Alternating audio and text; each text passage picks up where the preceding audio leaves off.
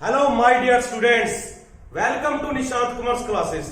Students, आज हम आपके लिए लेकर आए हैं बेसिक अकाउंटिंग टर्म्स का लेक्चर नंबर 7, जिसमें हम बात करेंगे एक्सपेंडिचर पर। एक्सपेंडिचर क्या होता है, इसकी एग्जांपल्स विद इट्स टाइप्स, कैसे हम क्लासिफिकेशन कर सकते हैं कि एक्सपेंडिचर किस टाइप का है। तो लेट्स स्टार्ट अवर टॉपिक। इससे पहले मैं आपको बता दूं, इससे पहले जो मैंने आपको लेक्चर दिया था वो हमने दिया था लायबिलिटीज पर। लायबिलिटीज क्या है, उसकी टाइप्स क्या है, वो लेक्चर नंबर 6 में आपको सब कुछ बताया गया है स्टूडेंट्स। तो आज बात करेंगे एक्सपेंडिचर की। देखिए, expenditure refers to the amount spend for acquiring goods, services और एसेट्स। देखिए दोस्तों, मैंने यहां पर क्या बताया कि एक्सपेंडिचर को हम क्या कहते हैं, अमाउंट स्पेंड। तो आपने ये दो वर्ड्स जो सबसे मैंने ये ध्यान में रखने हैं, अमाउंट स्पेंड मतलब जो हमने खर्चा कर दिया। अब आप सोच रहे होंगे वो पैसा हमने कहां पर खर्च कर दिया। अमाउंट स्पेंड को हम एक्सपेंडिचर कह रहे हैं, तो वो पैसा कहां पर स्पेंड किया हमने, फॉर एक्वायरिंग गुड्स। या तो हमने गुड्स खरीद ली, या सर्विस एक्वायर कर ली मतलब प्राप्त कर ली, या हमने एसेट को परचेज किया। स्टूडेंट्स, तो यह खर्चा किसी भी चीज पर हो सकता है, गुड्स को अचीव करने के लिए, एसेट्स को प्राप्त करने के लिए और सर्विस को एक्वायर करने के लिए। तो किसी भी चीज पर अगर हम खर्चा कर रहे हैं तो उसे क्या कहेंगे, एक्सपेंडिचर। तो दोस्तों, यहां पर आपने यह बात ध्यान में रखनी है कि जो एक्सपेंडिचर मैं बात बता रहा हूं आपको, वो रेकरिंग नेचर का भी हो सकता है और नॉन रेकरिंग नेचर का भी। अब ये रेकरिंग नेचर क्या है और नॉन रेकरिंग नेचर क्या है, इसके बारे में आपको क्लासिफिकेशन में बताएंगे स्टूडेंट्स। इससे पहले चलते हैं नेक्स्ट पॉइंट की ओर।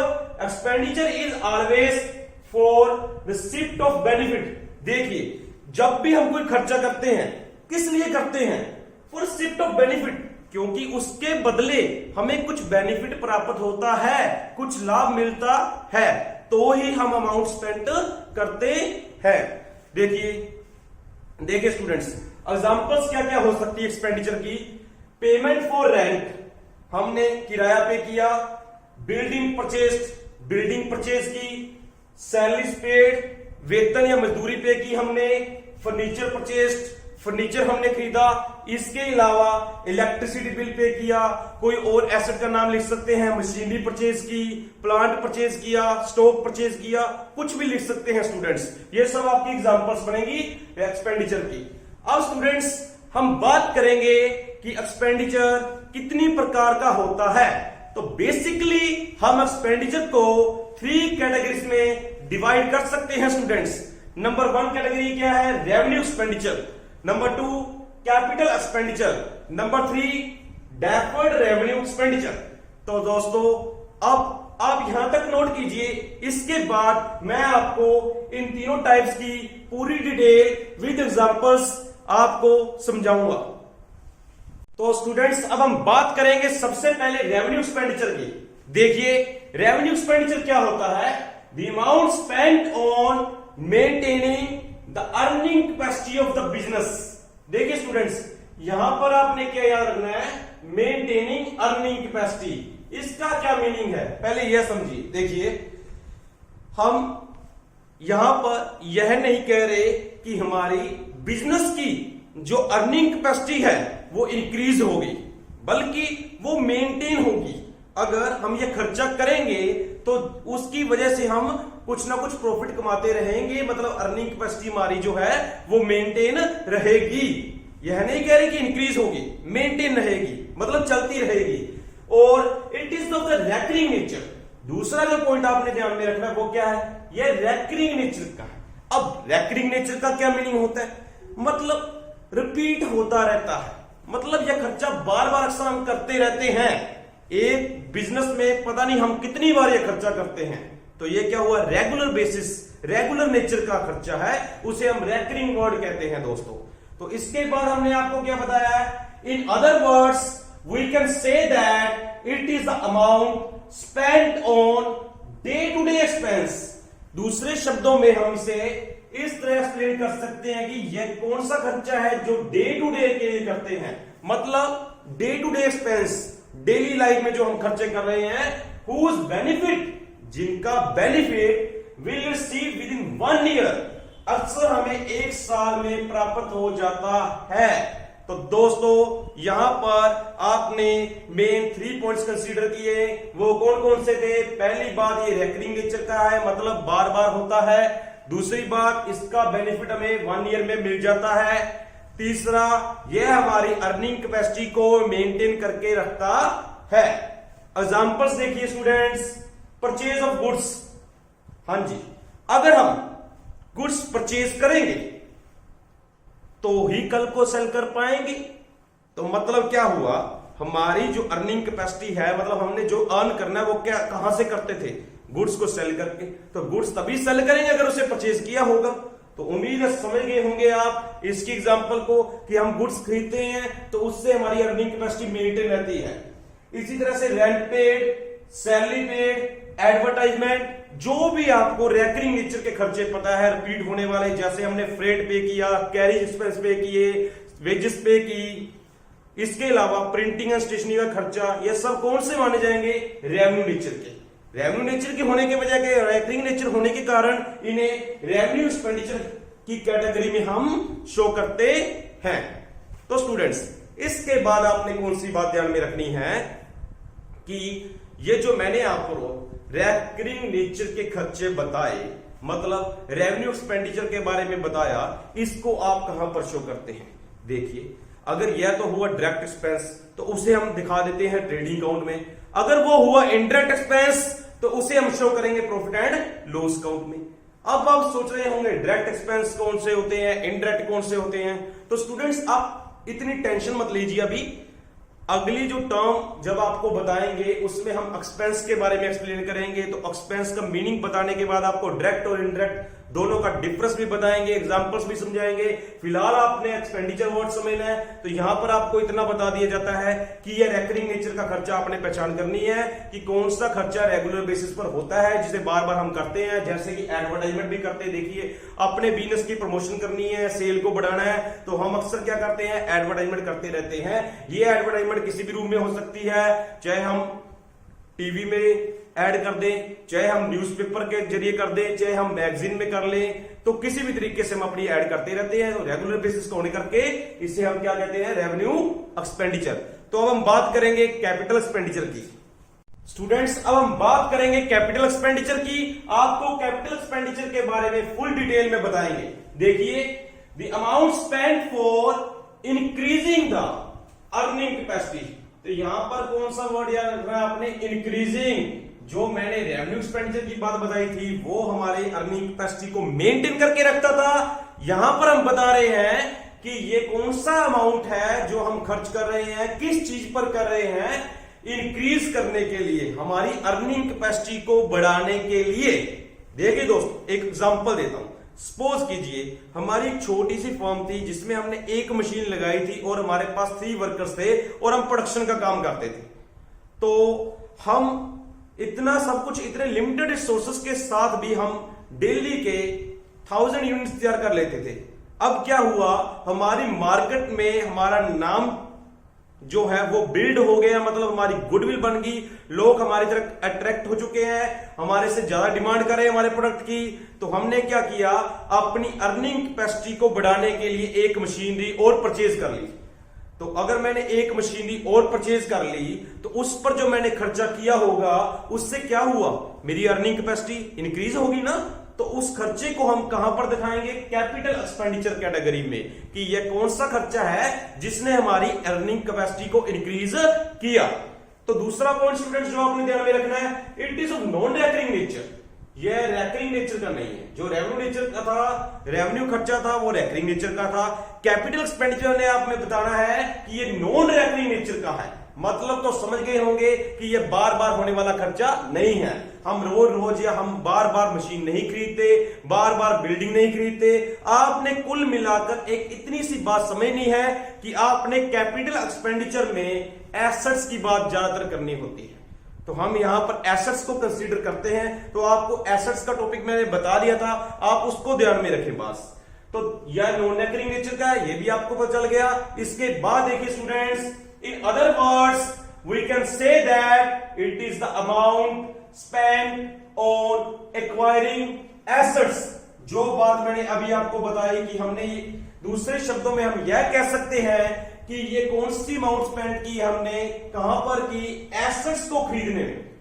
Whose benefit will receive, जिसका बेनिफिट हमें एक साल से ज्यादा लंबे समय तक मिलता रहेगा, मोर देन 1 ईयर, एक साल से ज्यादा लंबे समय तक. अब मशीन खरीदी, उसका बेनिफिट सिर्फ मेरे एक साल थोड़ी मिलेगा, एक साल के बाद ही मैं उसे यूज करता रहूंगा, तो वो लॉन्ग रन के लिए है. तो उम्मीद करता हूं आपको कैपिटल एक्सपेंडिचर की टर्म समझ में आ गई होगी. अब एग्जांपल्स क्या हो सकती हैं, आप पहले अपने आप सोचें, क्योंकि मैंने अभी आपको हिंट दे दिया था कि आपने किसकी बात करनी है, एसेट्स की. तो दोस्तों इतने तो आप समझदार हैं कि आप एग्जांपल्स लिख सकते हैं. Purchase of machinery, purchase of land, building, plant, furniture, computer, vehicles etcetera. कोई भी एग्जांपल आप लिख सकते हैं जिसमें एसेट की बात हो, जो भी कोई ऐसा खर्चा जिससे आपकी बिजनेस की अर्निंग कैपेसिटी इंक्रीज होती हो और वो नॉन रेकरिंग नेचर, मतलब रेगुलर बेसिस पर आप वो खर्चा ना करते हो, तो उसे हम कौन सा खर्चा मानेंगे, कैपिटल एक्सपेंडिचर. दोस्तों अब लास्ट पॉइंट जो हमारा रह गया उसके बारे में डिस्कशन करेंगे, जिसका नाम है डेफर्ड रेवेन्यू एक्सपेंडिचर. तभी तक आप आराम से यह सब कुछ नोट कीजिए, फिर हम आपको बताते हैं कि डेफर्ड रेवेन्यू एक्सपेंडिचर क्या होता है. स्टूडेंट्स, डेफर्ड रेवेन्यू एक्सपेंडिचर के बारे में बताने से पहले आपको एक पॉइंट और बता दें कि जो अभी हमने पढ़ा था कौन सा, कैपिटल एक्सपेंडिचर, उसे हम कहां पर शो कर सकते हैं, उसे हम बैलेंस शीट में एसेट साइड पर शो करेंगे, क्योंकि बिल्डिंग, फर्नीचर, प्लांट, मशीनरी, ये सब के लिए हम ये खर्चा करते हैं, तो वो सभी क्या है, एसेट्स. तो ये कहां पर शो होगा, बैलेंस शीट की एसेट साइड पर. और रेवेन्यू एक्सपेंडिचर के बारे में मैंने आपको क्या बताया था कि वो कहां पर शो होता है, इनकम स्टेटमेंट में, चाहे वो ट्रेडिंग अकाउंट हो सकता है, चाहे वो प्रॉफिट एंड लॉस अकाउंट हो सकता है. तो स्टूडेंट्स यहां तक आपको समझ में आ गया होगा. अब हम आपको बताते हैं डेफर्ड रेवेन्यू एक्सपेंडिचर क्या होता है. देखिए, ए हैवी एक्सपेंडिचर, तो सबसे पहला पॉइंट जो आपने ध्यान में रखना है वो क्या है, हैवी एक्सपेंडिचर, मतलब बहुत सारी अमाउंट स्पेंड की हमने, थोड़ी बहुत अमाउंट नहीं थी, बहुत हैवी अमाउंट थी, उसको हमने स्पेंड किया, रेवेन्यू नेचर की अमाउंट थी. तो आप सोच रहे होंगे अगर ये खर्चा रेवेन्यू नेचर का है, जैसे कि मैंने आपको बताया heavy expenditure of revenue nature, तो इसको हमने रेवेन्यू एक्सपेंडिचर कैटेगरी में क्यों नहीं दिखाया, इसको हमने डिफरेंट क्यों शो किया. इसका रीजन भी आपको बताते हैं दोस्तों. देखिए एक्चुअल में क्या, रेवेन्यू एक्सपेंडिचर जो था वो रेवेन्यू नेचर का था, हमें पता है, रेकरिंग नेचर का था, हम जानते हैं. तो उसकी एक फीचर और भी थी कि वो जो हम अमाउंट स्पेंड करते थे उसका बेनिफिट हमें विद इन 1 ईयर मिल जाता था. परंतु यहां पर देखिए क्या है, खर्चा तो रेवेन्यू नेचर का है, हैवी अमाउंट है, चलो मान लेते कोई बात नहीं, अमाउंट बड़ी होगी कोई बात नहीं, परंतु खर्चा तो रेवेन्यू नेचर का है. आगे देखिए क्या बताया, but the benefit of which will receive over number of years, मतलब जो बेनिफिट हमें रिसीव होगा वो कई सालों तक मिलेगा. ये दूसरी फीचर किस बात की आ गई, कैपिटल एक्सपेंडिचर की. कैपिटल एक्सपेंडिचर में मैंने आपको बताया था कि हमें लंबे समय तक उसका बेनिफिट मिलता है, तो रेवेन्यू नेचर का है तो रेवेन्यू नेचर की बेनिफिट आ गई. तो मतलब आपको समझ में आ गया, यहां पर 2 पॉइंट आ गए. एक बता रहा है रेवेन्यू नेचर का, मतलब ये रेवेन्यू एक्सपेंडिचर की कैटेगरी की फीचर बता रहा है. एक बता रहा है नंबर ऑफ इयर्स में बेनिफिट मिलेगा, ये दूसरी फीचर बता रहा है कैपिटल एक्सपेंडिचर की. तो इसी वजह से इसे हमने रेवेन्यू कैटेगरी में भी शो नहीं किया, कैपिटल एक्सपेंडिचर की कैटेगरी में भी शो नहीं किया, अलग से कैटेगरी बना दी जिसका नाम क्या रखा, डेफर्ड रेवेन्यू एक्सपेंडिचर. तो दोस्तों अब आपको एग्जांपल के साथ समझाते हैं कि डेफर्ड रेवेन्यू एक्सपेंडिचर में होता क्या है. देखिए पहले तो आपको 2 बातें पता चल गई. एक तो आपने क्या पॉइंट ध्यान में रखना है, हैवी एक्सपेंडिचर है रेवेन्यू नेचर का, मतलब बार बार हम ये खर्चा करते हैं परंतु अमाउंट बहुत बड़ी है, जिसका बेनिफिट हमें एक बार हमने खर्चा कर दिया, बेनिफिट बड़े लंबे समय तक मिलेगा, तो उसे हम क्या कहेंगे, डेफर्ड रेवेन्यू एक्सपेंडिचर. तो देखिए दोस्तों एग्जांपल आपने जो बतानी है वो क्या है, हैवी एडवर्टाइजमेंट एक्सपेंडिचर. अब सोच रहे होंगे आप कि मैंने आपको एडवर्टाइजमेंट की एग्जांपल दी थी परंतु वो तो रेवेन्यू नेचर की कैटेगरी में शो की थी, रेवेन्यू एक्सपेंडिचर शो किया था. हाँ जी स्टूडेंट्स, हमने रेवेन्यू एक्सपेंडिचर में शो किया था, परंतु यहां एडवर्टाइजमेंट की अमाउंट अगर बड़ी है, हैवी अमाउंट है, एड पर हमने बहुत बड़ा खर्चा किया, और दूसरी बात उसका बेनिफिट हमें एक साल में नहीं मिलता, परंतु लंबे समय तक मिलता रहेगा। बाद में हमें वो खर्चा तभी तक नहीं करना पड़ेगा। जैसे कि मैंने एक बार एग्जांपल देता हूं आपको, जैसे कि मानिए कि मेरी फर्म ने एक बार ही जो प्रोडक्ट्स बनाते थे सभी की एड इकट्ठी कर दी। कितने रुपीस की? 1 करोड़ की।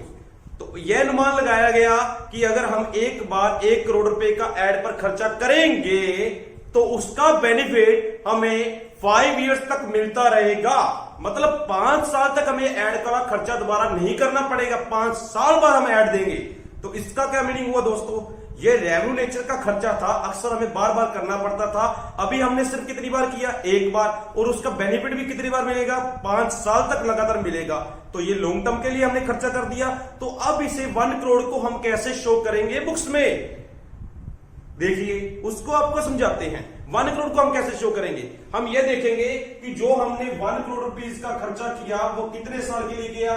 5 इयर्स के लिए। अगर डिवाइड करें तो 1 साल का खर्चा कितना पड़ रहा है एडवर्टाइजमेंट का? 20 लाख रुपीस। अगर मैं इसी साल प्रॉफिट एंड लॉस मतलब इनकम स्टेटमेंट में सारा 1 करोड़ खर्चा दिखा दूं तो क्या होगा? उससे मेरे पास नेगेटिव इंपैक्ट आएगा। क्यों? क्योंकि एक तो मैं लॉस में चला जाऊंगा। अगर मेरी इनकम इतनी ना बनती हुई 1 करोड़ की तो मैं लॉस में चला जाऊंगा। दूसरी बात ये नाइंसाफी होगी, मैं गलत तरीके से किताबें बना रहा हूंगा। क्यों? क्योंकि खर्चा हमने 1 साल का शो करना होता है, हमने यह खर्चा 1 साल के लिए किया ही नहीं, किया था 5 साल के लिए। तो हम कैसे 1 साल में सारा का सारा खर्चा डाल देंगे? तो हमने क्या करते हैं, हम वो 1 करोड़ के खर्चे को डिवाइड कर देते हैं। 5 इयर्स के लिए किया तो 5 इयर्स के साथ डिवाइड कर देंगे, और 1 साल का निकालेंगे भी हमें कितना खर्चा पड़ रहा है? 20 लाख। तो हम क्या करेंगे, प्रॉफिट एंड लॉस अकाउंट में हम बनाकर डेबिट साइड में शो कर देंगे टू एडवर्टाइजमेंट एक्सपेंडिचर। कितना दिखा देंगे? 20 लाख। और आप सोचेंगे कि 1 करोड़ का खर्चा गया, 20 लाख हमने प्रॉफिट एंड लॉस अकाउंट में शो कर दिया, तो 80 लाख कहां पर जाएगा? वो जाएगा बैलेंस शीट में एसेट साइड पर। नाम क्या बनेगा? डेफर्ड रेवेन्यू एक्सपेंडिचर लिख सकते हैं, या आप डेफर्ड रेवेन्यू एक्सपेंडिचर नहीं लिखना चाहते, प्रॉपर लिखना चाहते तो आप ब्रैकेट में लिख सकते हैं एडवर्टाइजमेंट सस्पेंस भी लिख सकते हैं। कितना? 80 लाख। अब दोस्तों आपको अगले साल भी बताते हैं क्या होगा। ये पहले साल होगा, दूसरे साल हम क्या करेंगे? 20 लाख फिर प्रॉफिट लॉस अकाउंट में दिखाएंगे। यहां पर कितना था? 80 में से 20 तो हमने राइट ऑफ कर दिया प्रॉफिट लॉस अकाउंट से। कितना बचेगा? 60। मतलब जब तक हम उसे पूरा राइट ऑफ नहीं करेंगे वो बैलेंस शीट में एसेट साइड पर दिखता रहेगा, कम होता रहेगा। जैसे जैसे हम राइट ऑफ करते जाएंगे वैसे वैसे बैलेंस शीट से क्या होगा? अमाउंट कम होती जाएगी और प्रॉफिट लॉस अकाउंट में शो हो जाएगी, राइट ऑफ हो जाएगी। तो ये था लॉजिक दोस्तों। उम्मीद करता हूं आपको समझ में आ गया होगा। इसी तरीके से एक और एग्जांपल दे सकते हैं। कई बार क्या होता है, देखिए कई बार हमें हैवी लॉस हो जाता है, जैसे कि लॉस ड्यू टू अर्थक्वेक के कारण हमारा काफी सारा नुकसान हो गया। तो उस नुकसान को भी हम डेफर्ड रेवेन्यू एक्सपेंडिचर कैटेगरी में शो करते हैं दोस्तों। तो उम्मीद करते हैं आपको आज का ये लेक्चर समझ में आ गया होगा। अगर आपको कोई भी प्रॉब्लम हो आप मेरे व्हाट्सएप कांटेक्ट नंबर पर कर सकते हैं, जो है 9417394533। तो मैं आपकी प्रॉब्लम जरूर सोल्व करूंगा। आपको अगर इसमें कोई भी डाउट है तो आप मुझसे कभी भी पूछ सकते हैं, मेरे व्हाट्सएप नंबर पर आप कांटेक्ट कर लीजिए। तो उम्मीद करते हैं दोस्तों आपको आज की ये वीडियो अच्छी लगी होगी। कोशिश हमारी यह है कि आपको अधिक से अधिक जानकारी दी जाए जिससे आप अपनी नॉलेज को इंक्रीज कर सके। तो दोस्तों उम्मीद करते हैं आज की वीडियो आपको पसंद आई होगी। Thanks for watching the video.